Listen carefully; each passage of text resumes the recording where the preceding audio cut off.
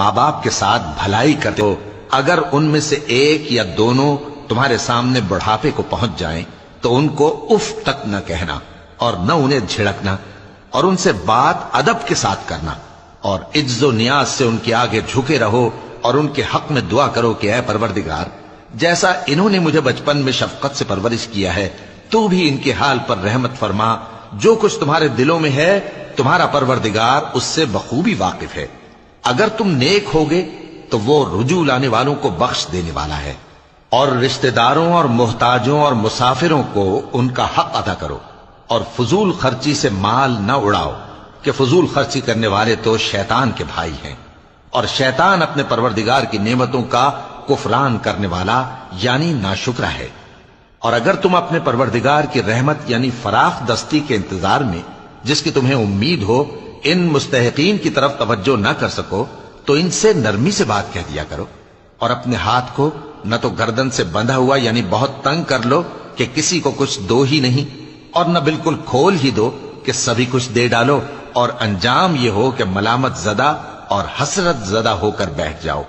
بے شک تمہارا پروردگار جس کی روزی چاہتا ہے فراخ کر دیتا ہے، اور جس کی روزی چاہتا ہے تنگ کر دیتا ہے،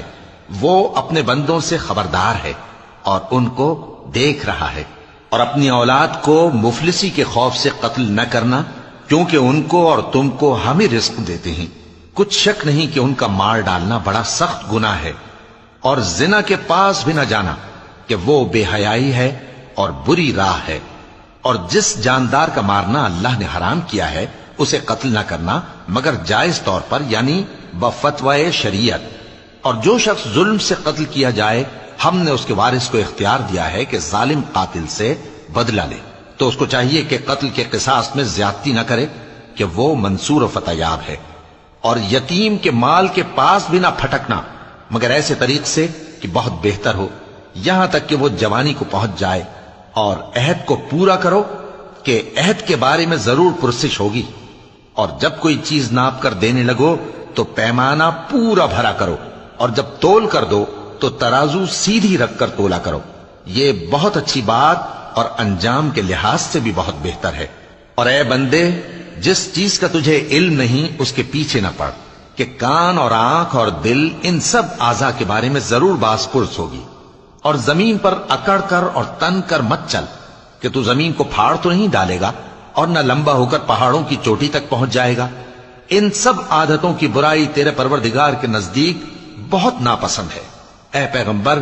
یہ ان ہدایتوں میں سے ہیں جو اللہ نے حکمت کی باتیں تمہاری طرف وحی کی ہیں، اور اللہ کے ساتھ کوئی اور معبود نہ بنانا کہ ایسا کرنے سے ملامت زدہ اور راندہ درگاہ بنا کر جہنم میں ڈال دیے جاؤ گے۔ مشرکو، کیا تمہارے پروردگار نے تم کو تو لڑکے دیے اور اپنے لیے فرشتوں کو بیٹیاں بنایا؟ کچھ شک نہیں کہ یہ تم بڑی نامعقول بات کہتے ہو، اور ہم نے اس قرآن میں طرح طرح کی باتیں بیان کی ہیں تاکہ لوگ نصیحت حاصل کریں، مگر وہ اس سے اور بدک جاتی ہیں۔ کہہ دو کہ اگر اللہ کے ساتھ اور معبود ہوتے جیسا کہ یہ کہتے ہیں تو وہ ضرور عرش والے کی طرف لڑنے بھیڑنے کے لیے رستہ نکالتے، وہ پاک ہے، اور جو کچھ یہ بکواس کرتے ہیں اس سے اس کا رتبہ بہت عالی ہے۔ ساتوں آسمان اور زمین اور جو لوگ ان میں ہیں سب اسی کی تسبیح کرتے ہیں، اور مخلوقات میں سے کوئی چیز نہیں مگر اس کی تعریف کے ساتھ تسبیح کرتی ہے، لیکن تم ان کی تسبیح کو نہیں سمجھتے، بے شک وہ بردبار ہے، غفار ہے۔ اور اے نبی، جب تم قرآن پڑھا کرتے ہو تو ہم تم میں اور ان لوگوں میں جو آخرت پر ایمان نہیں رکھتے چھپا ہوا پردہ یعنی حجاب ڈال دیتے ہیں،